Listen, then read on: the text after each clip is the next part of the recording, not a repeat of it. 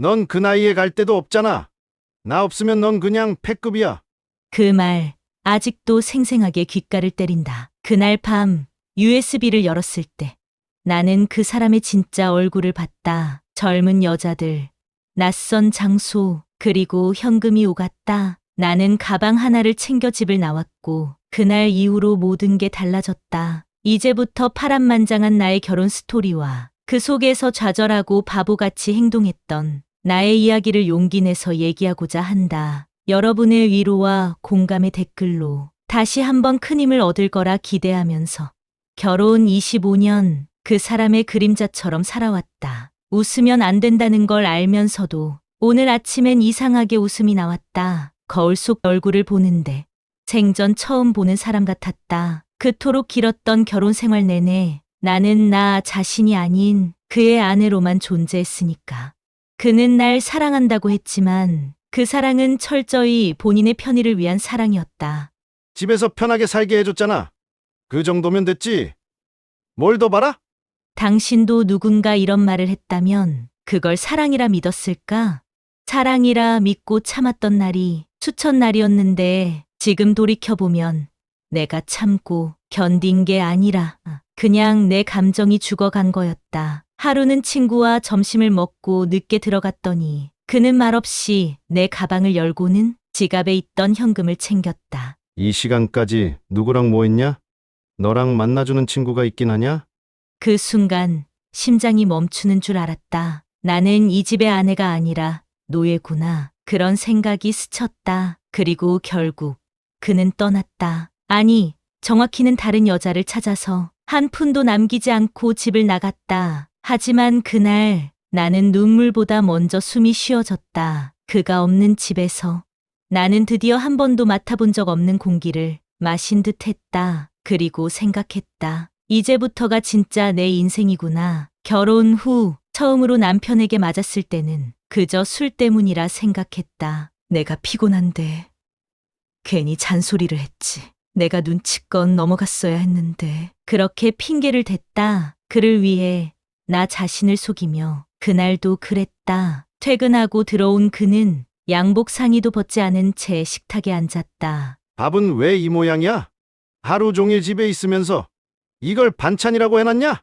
순간 얼굴이 화끈거렸다. 그날은 김장이 늦게 끝나 반찬이 좀 간소했다. 그 말이 끝나기 무섭게 그는 젓가락을 집어던졌고 딱 이마에 젓가락이 날아와 꽂혔다. 그 순간은 그냥 얼얼했는데 화장실 거울 앞에서 보니 이마에서 피가 나고 있었다. 그걸 본 남편은 나에게 웃으며 한마디 했다. 주제의 피부는 또 약한가 보네. 그걸 유머라고 생각하는 사람이 정말 내 남편이 맞는 걸까? 당신 이건 좀 심했어. 아무리 그래도 이건. 그래. 미안하다. 근데 너도 집에서 할 일 제대로 해야 할 거 아니야? 내가 사람 취급 못 받는 기분이란 거 알아? 난 지금도 사람 대접받고 싶어서 말하는 거야. 시끄럽고 잔소리 말고 얼른 치우기나 해. 그날 밤 찬물에 수건 적셔 이마를 누르면서 문득 이런 생각이 들었다. 이 사람은 나를 사랑하지 않는다. 그리고 나는 그 사실을 이미 오래전에 알았던 것 같다. 그 후론 작은 다툼도 전쟁이었다. 몇 년 전 내 생일날 있었던 일이다. 60번째 생일을 맞은 날 우리 딸이 처음으로 비싼 선물을 보냈다. 엄마, 명품 스카프야. 이제 엄마도 좀 뭐 좀 부려. 그걸 본 남편은 말없이 담배를 피우러 나갔고 그날 밤 나에게 이렇게 말했다. 호박에 줄 긋는다고 수박 되겠냐? 주제에 비싼 거 두르니까 기분은 좋은가 봐.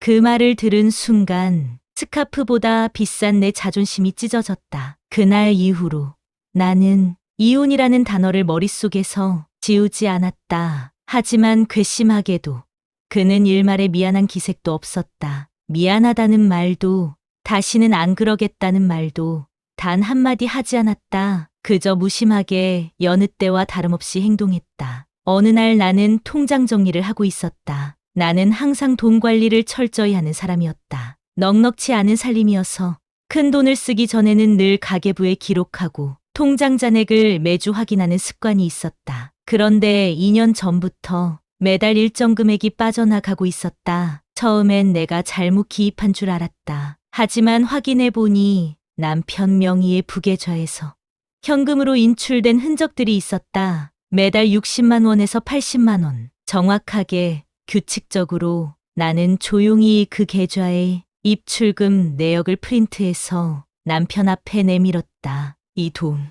어디에 쓴 거야? 그는 고개를 갸웃거렸다. 몰라. 내가 어디에 썼겠지. 어디에? 글쎄. 뭐 술값이겠지. 귀찮게 왜 이래?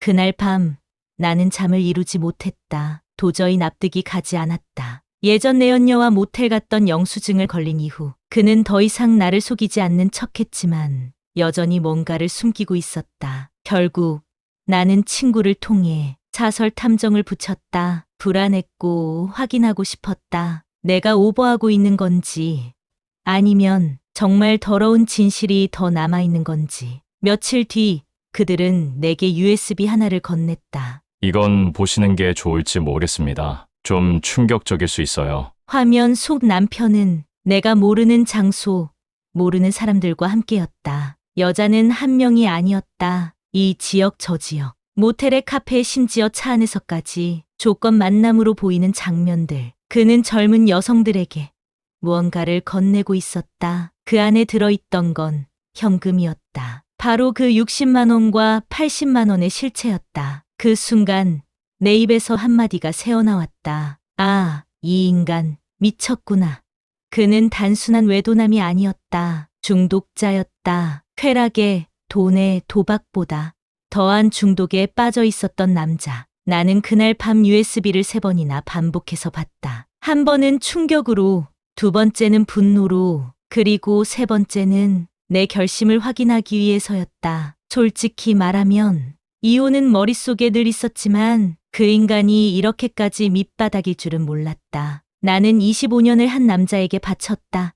불평도 하지 않고 가족이라는 울타리를 지키기 위해 참고 견뎠다. 그런데 그가 2년을 넘게 조건 만남에 돈을 쓰고 있었던 거다. 나는 더 이상 참을 이유가 없었다. 나는 증거들을 정리해서 변호사를 찾아갔다. 충분히 유책 배우자로 몰아갈 수 있어요. 단, 재산 분할 과정에서 남편 쪽에서 자료를 숨길 수 있으니 지금 있는 증거들을 최대한 복사해 두셔야 합니다. 변호사의 말은 단호했다. 나는 남편 명의로 된 예금, 보험, 부동산, 심지어 명의대여까지 전부 확인하려 했다. 그런데 여기서 또 하나의 폭탄이 터졌다. 남편의 이름으로 된 카드론, 신용대출이 수천만 원 규모로 확인됐다. 그리고 그 빚의 사용처는 대부분 사라진 현금과 일치했다. 그는 조건 만남뿐 아니라 불법 스포츠 도박까지 하고 있었다. 그 인간은 너한테 사기친 거야. 이건 단순한 이혼 문제가 아니야. 오랜만에 만난 대학 동창이 말했다. 넌 피해자야. 정신 차려.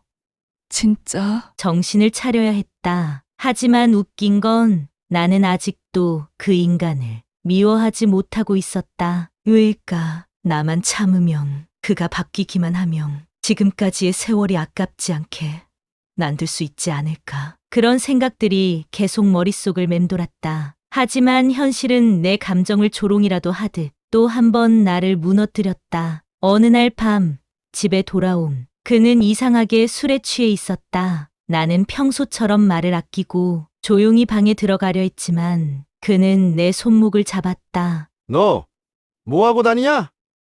뭐? 너, 나 뒤에서 뭐 꾸미는 거지? 그의 눈은 충혈돼 있었고 손에는 내 USB 복사본이 들려 있었다. 나는 말문이 막혔다. 너 이거 어디서 났어? 다 봤어. 내가 뭘 준비하고 있는지도 다 알고 있다고. 변호사도 만나고 있지?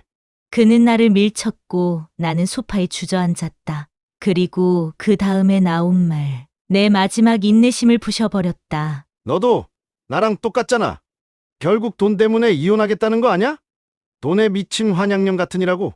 순간 숨이 멎는 줄 알았다. 내가 수년간 감추고 삼키고 무시한 모든 수모가 한순간에 쓰나미처럼 몰려왔다. 그날 밤 나는 가방 하나에 속옷과 USB 하나만 넣고 집을 나왔다. 친구 집에서 며칠을 머물며 나는 다시 정신을 붙들었다. 정신을 붙들고 나니 참 많은 것들이 보였다. 가스라이팅, 경제적 학대, 심리적 조종, 그 모든 걸 다 당하고도 나는 가족이란 단어 하나에 매달리고 있었다. 나는 더 이상 피해자가 아니라 알면서도 멍청하게 당하는 바보 천치가 된 것 같았다. 내가 계속 참고 살면 언젠가는 내 인생까지 망가질 거라는 걸 알게 됐다.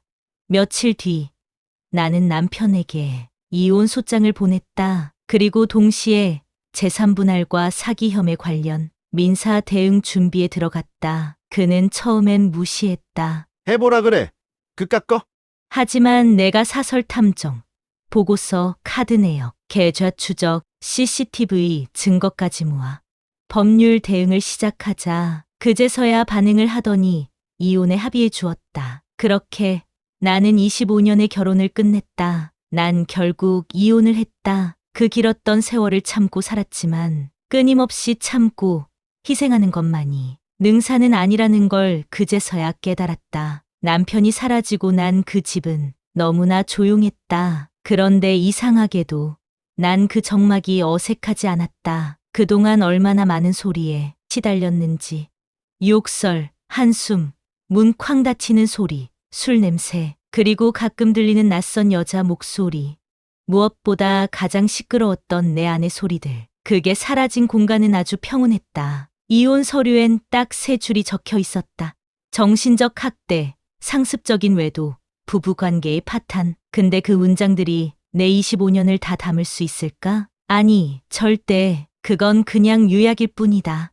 요약에 묻힌 내 인생은 어디서 누가 보상해주나. 바보같이 살아온 내 젊음이 아까웠고 끊임없이 나를 보채고 채찍질했던 스스로가 원망스러웠다. 집을 팔고 나온 날 마지막으로 주방 벽에 붙여둔 가족 사진을 떼어냈다. 사진 속 나는 웃고 있었지만 지금 보니 눈빛이 죽어 있었다. 그 웃음이 왜 그리 멍청하게만 보이던지. 스스로 속고 속이며 만든 행복한 가정이란 환상. 이제서야 거기서 빠져나온 거다. 혼자 발버둥 친다고 만들어낼 수 없는 거란 거. 썩은 동아줄을 난 드디어 놓은 거였다. 근데 하루는 그런 생각이 들었다. 이제 나는 누구지? 아내가 아니고 엄마도 아닌 그냥 김숙희로서의 나는 뭐가 남아있을까? 이혼한 여자를 바라보는 시선도 지독스럽게 차가웠다. 오랜만에 만난 친구가 말했다. 야, 너네 남편 돈 잘 벌었잖아. 그냥 참고 살지. 그 알량한 몇 푼에 내 인생을 송두리째 빼앗기고 남은 건 주름진 얼굴에 아무것도 남지 않는 내 모습인데 돈이면 뭐. 그깟 돈이 내 정신과 몸뚱이를 갉아먹는 걸 막아줄 수 있었을까? 지금 생각해보면 난 그 인간한테 사랑받는 걸 원했던 건 아닌 것 같다. 자존심 상하지만 사람 취급이란 걸 받고 싶었던 것 같다. 가정을 위해 희생하고 살신성인한 내 노력과 성의를 인정받고 싶었던 거다. 그 새끼의 말 한마디에 내가 얼마나 보잘것없는 존재인지를 매번 느끼며 살았으니까. 이혼 후 3개월 동안은 정말 우울했다. 누굴 탓할 수도 없고 울어봐야 돌아올 것도 없고 가끔은 그냥 사라지고 싶다는 생각도 했었다. 그러던 어느 날 아이한테 문자가 왔다. 엄마, 잘 지내지? 다음 주에 시간 돼? 엄마 좋아하는 두부전골 해 먹자. 그 말에 울었다. 나 아직 살아있구나. 자식만을 바라보고 살아왔는데 다 키워놓으니 다들 제 살 길 바빠.